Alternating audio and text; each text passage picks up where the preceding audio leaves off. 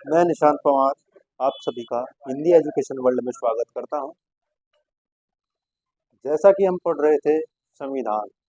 संविधान क्या है, संविधान का महत्व, और उसके अंदर हमने तत्कालीन जो संवैधानिक तत्कालीन कारण थे, संविधान के विकास के जो चरण थे उनमें हमने पढ़ लिया था। रेगुलेटिंग एक्ट हमने पढ़ लिया था और एक्ट ऑफ सेटलमेंट भी हमने पढ़ लिया था। तो आज का हमारा टॉपिक जो होगा वो होगा पिट्स इंडिया एक्ट 1784। 1784 में आने वाली पिट्स इंडिया एक्ट ने संविधान के विकास में किस तरह अपनी भूमिका निभाई और कौन कौन सी चीजें पिट्स इंडिया एक्ट से संविधान पर ली गई, उन चीजों को हम आज देखेंगे अपने सेशन में। तो सबसे पहला सवाल उठता है पिट्स इंडिया एक्ट से कि पिट्स इंडिया एक्ट को किसने जो है प्रस्तुत किया था। पिट्स इंडिया एक्ट को किसके द्वारा प्रस्तुत किया गया था? तो इस एक्ट को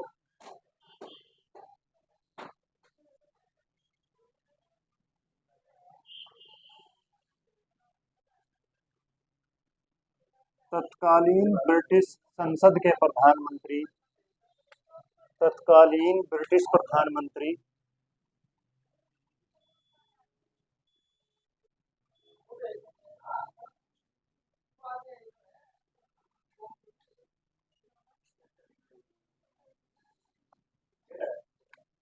जो उसी समय के प्रधानमंत्री थे विलियम पिट्स। विलियम पिट्स द्वारा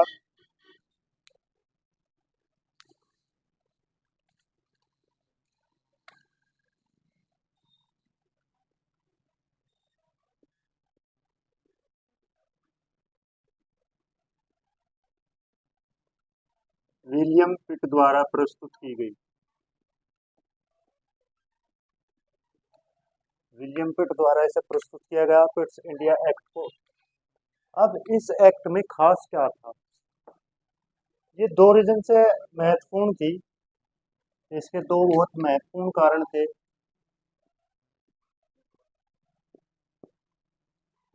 पहला जो इसका कारण था, पहला कारण था भारत में जो ब्रिटिशों के अधीन क्षेत्र थे, भारत के अंदर जो ब्रिटिशों के अधीन क्षेत्र थे उन्हें ब्रिटिश आधिपत्य क्षेत्र कहा गया। भारत के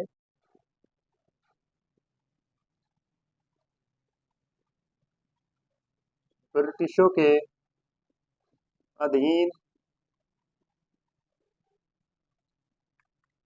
क्षेत्रों को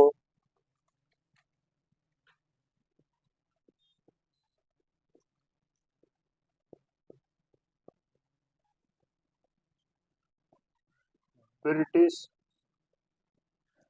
आधिपत्य ब्रिटिश आधिपत्य क्षेत्र कहा गया।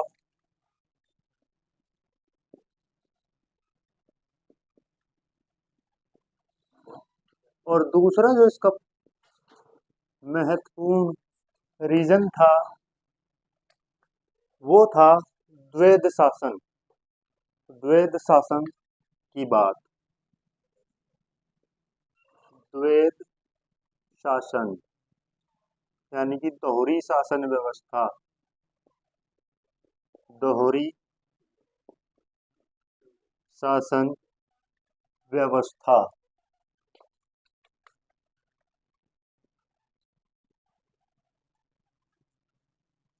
दोहरी शासन व्यवस्था से आप सभी ये समझ गए होंगे कि दो तरह के कार्य होते थे, जैसे राजनीतिक मामले,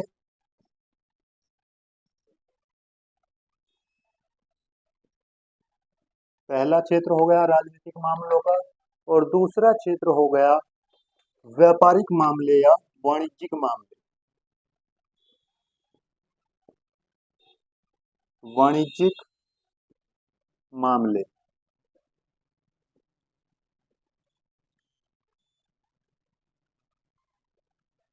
राजनीतिक मामलों की देखरेख जो था वो नियंत्रण बोर्ड के तहत, राजनीतिक मामलों की सभी सुनवाई नियंत्रण बोर्ड के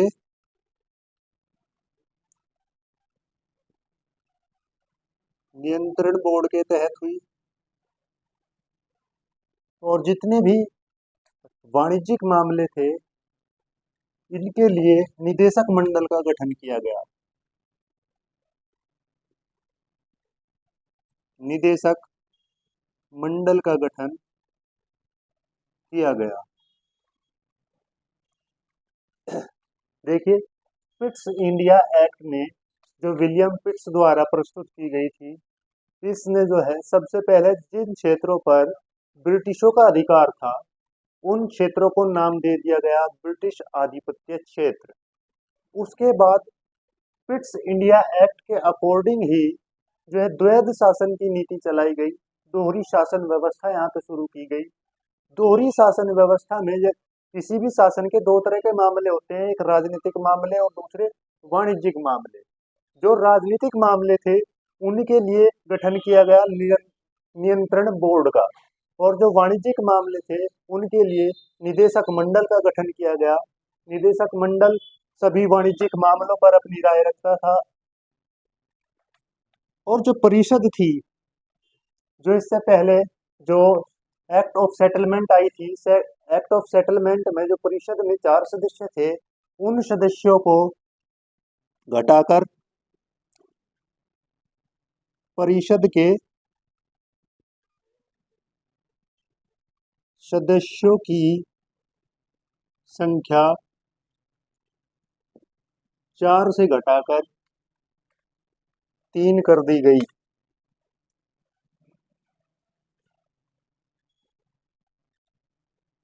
4 से घटाकर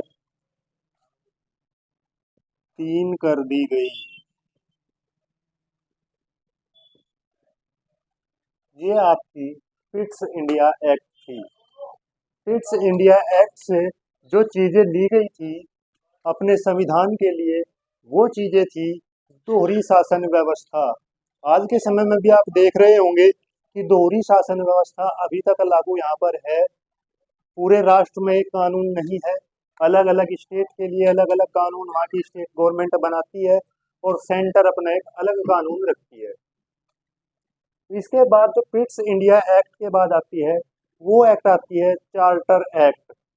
चार्टर एक्ट 1830, यानी कि चार्टर अधिनियम 1813। अब हम चार्टर अधिनियम 1813 के बारे में बात करेंगे।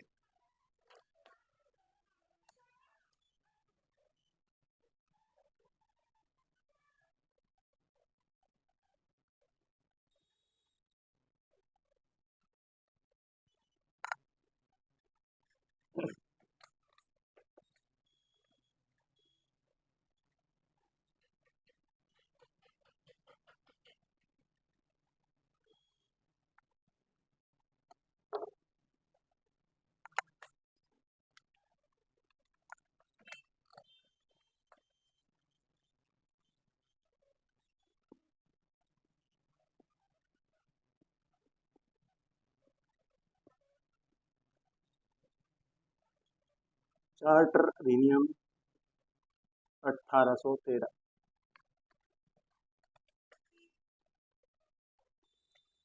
जो चार्टर अधिनियम 1813 आया तो इसने आते ही अंग्रेजों की जो है अवधि, जो उनकी व्यापार के लिए पहले अवधि थी, उस अवधि को 20 सालों के लिए बढ़ा दिया था।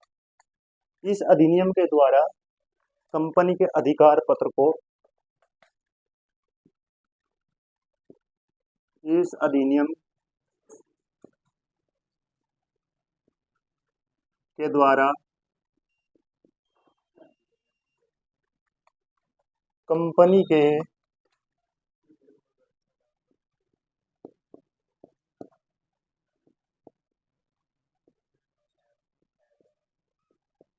अधिकार पत्र को, कंपनी के अधिकार पत्र को 20 वर्षों के लिए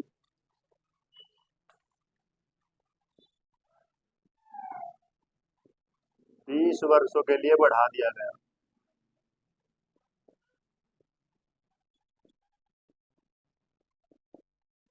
यानी कि कंपनी कितने वर्षों तक जो है शासन करेगी, ये चीज़ें जो है इसमें बढ़ा दी गई। 20 साल की अवधि कंपनी के शासन की ओर बढ़ा दी गई, यानी कि कंपनी के अंदर ताज का हस्तक्षेप नहीं होगा। ब्रिटिश राजा का, जो ब्रिटिश के राजा होते थे, उनका कोई अधिकार कंपनी के अंडर नहीं होगा, उनकी कोई भी बात नहीं मानी जाएगी। ये अधिनियम जो है चार्टर अधिनियम 1813 के तहत लागू किया गया कि अगली 20 वर्षों तक जो है इसमें कोई हस्तक्षेप नहीं किया जाएगा। साथ ही साथ ब्रिटिश कंपनी के भारत में ब्रिटिश कंपनी के भारत में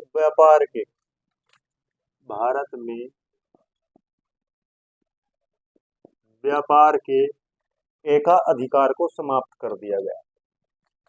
व्यापार के एकाधिकार को समाप्त कर दिया।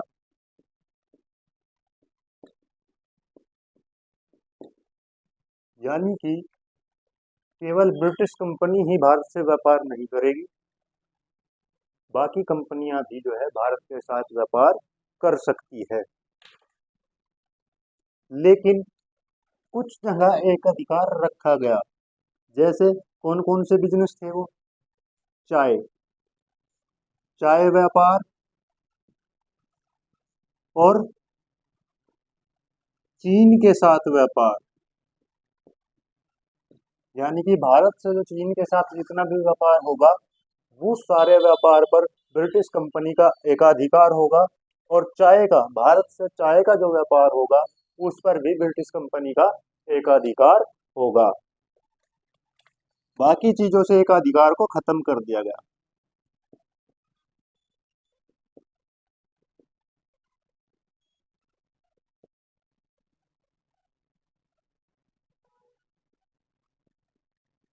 लेकिन चाय और चीन, याद रखने के लिए दोनों तुकांत शब्द है, चाय और चीन।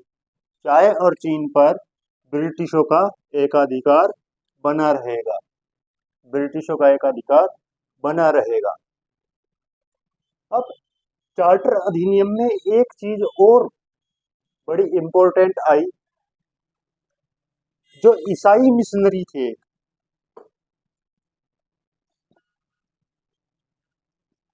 ईसाई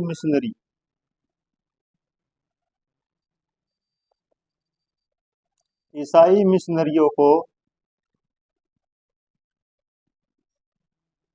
भारत में अपने धर्म प्रचार की अनुमति। ईसाई मिशनरियों को भारत में धर्म प्रचार की अनुमति दी गई।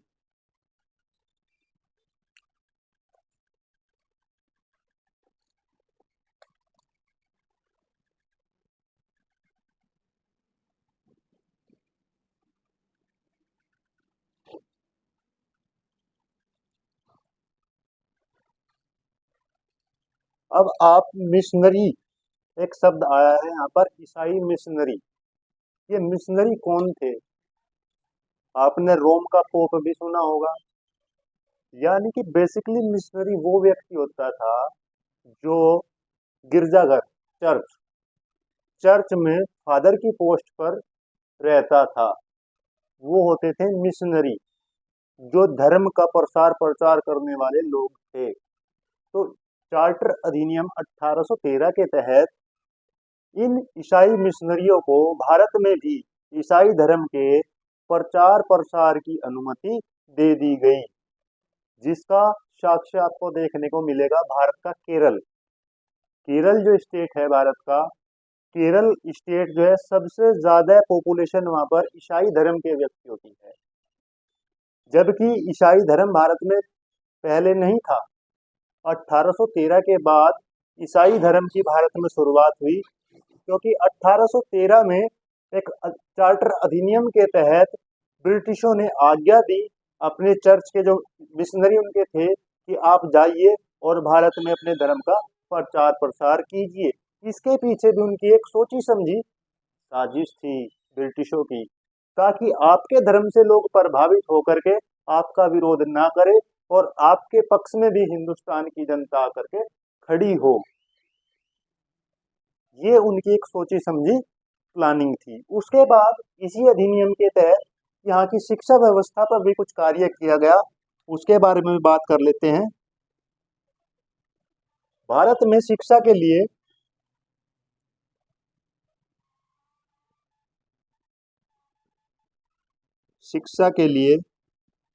प्रतिवर्ष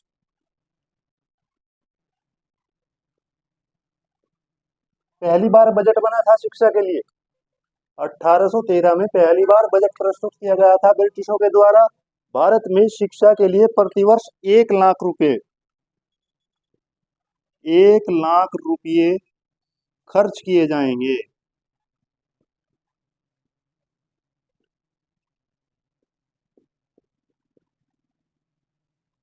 1 लाख रुपए खर्च किए जाएंगे। ये चार्टर अधिनियम के जो दो लास्ट वाले पॉइंट हैं, इन्हें हमें बड़ी डीपली समझना होगा कि ये चीजें बनाई क्यों गई थी उस समय। ये देखिए, धर्म के बारे में मैंने बताया कि धर्म प्रचार करने के लिए क्यों ईसाई मिशनरी भारत आए और क्यों उन्हें अनुमति दी गई, जिससे उनके धर्म से यहाँ की जनता प्रभावित हो। देखो, अगर समाज के बीच में कोई भी नई चीज आएगी, शुरुआत में जब तक लोग उसको नहीं जानेंगे तब तक उसकी ओर आकर्षित नहीं होंगे, लेकिन जैसे जैसे उसके कुछ रोचक तथ्य आपको प्राप्त होंगे, जैसे जैसे उसके कोई रोचक तथ्य आपके लिए सामने आएंगे, तो आपका आकर्षण का केंद्र वो नई चीज बन जाएगी। अभी 25 साल पहले मोबाइल फोन आया, बहुत कम लोग मोबाइल फोन के प्रति जागरूक थे और बहुत कम लोगों के पास मोबाइल फोन देखने को मिला। लेकिन जैसे जैसे लोगों ने उसको जानना शुरू किया तो उसके प्रति आकर्षण बढ़ा, और आज आप देखते हो कि पर व्यक्ति के पास तो मोबाइल है ही, एक एक व्यक्ति के पास दो दो मोबाइल भी। ठीक इसी तरीके से धर्म है, जब आप किसी नए धर्म की चीजों को जानोगे, और मैं तो ये कहता हूँ कि हर धर्म के अंदर कुछ अच्छाइयाँ भी है, कुछ बुराइयाँ भी है। अच्छाइयाँ ज्यादा है, बुराइयाँ तो है लेकिन कम है, सबके अंदर है वो, और सभी ने उनको लेकर के आए। तो जैसे जैसे उन अच्छाइयों से लोग प्रभावित होंगे तो लोग उसकी ओर आकर्षित भी होंगे। ठीक इसी के चलते यहाँ पे ईसाई धर्म का प्रचार प्रसार किया गया, क्योंकि देखो, पहली अच्छाई क्या थी कि ईसाई धर्म जो था ये सती प्रथा के विरोधी थे, बाल विवाह के भी विरोधी थे, विधवा विवाह के समर्थक थे। तो ये खूबियां थी। आज के समय में इन चीजों की डिमांड नहीं हो सकती, लेकिन उस समय इन चीजों की डिमांड बहुत ज्यादा थी। सती प्रथा उस समय बड़े पैमाने पर फैली हुई थी, बाल विवाह बहुत बड़े पैमाने में भारत के अंदर हो रहे थे, और जो लोग इन चीजों से जूझ रहे थे उनके लिए तो इस धर्म की ये बातें जो है बहुत ज्यादा आकर्षण का केंद्र थी। अब शिक्षा के लिए बजट दिया गया है यहाँ पे 1 लाख रुपए प्रति वर्ष ब्रिटिश सरकार शिक्षा पर खर्च करेगी। क्यों भाई? अंग्रेजों को क्या आवश्यकता थी यहाँ की शिक्षा पे 1 लाख रुपए खर्च करने के लिए? क्योंकि अंग्रेजों ने यहाँ पे अपना पूरा का पूरा स्ट्रक्चर खड़ा कर लिया था, और उनको व्यक्ति भी चाहिए थे काम के लिए, लेबर। और अगर उनकी लेबर अनएजुकेटेड होगी, अज्ञानी लोग वहां पर कार्य करेंगे, तो वो अधिक प्रॉफिट कैसे कमा सकेंगे? इसलिए उन्होंने, और लेबर को इंग्लैंड से लेके के आना पॉसिबल नहीं था उनके लिए, इसलिए उन्होंने यहीं पे 1 लाख रुपए खर्च उनकी शिक्षा पे करके और उनसे 50 लाख का काम लेना शुरू किया। ये अंग्रेजों की सोच थी, इसीलिए अंग्रेज इतने वर्षों तक भारत के ऊपर राज कर चुके। तो आज का सेशन चार्टर अधिनियम 1813 के साथ ही मैं समाप्त करूंगा, और कल के सेशन में हम इसी चार्टर एक्ट का एक नया रूप आएगा, जिसको भारत सरकार अधिनियम भी कहा जाता है, या चार्टर अधिनियम 1833 के नाम से भी उसको जाना जाता है। उससे हम कल की शुरुआत करेंगे। बेस्ट ऑफ लक, अच्छे से पढ़िए, मेहनत कीजिए, धन्यवाद।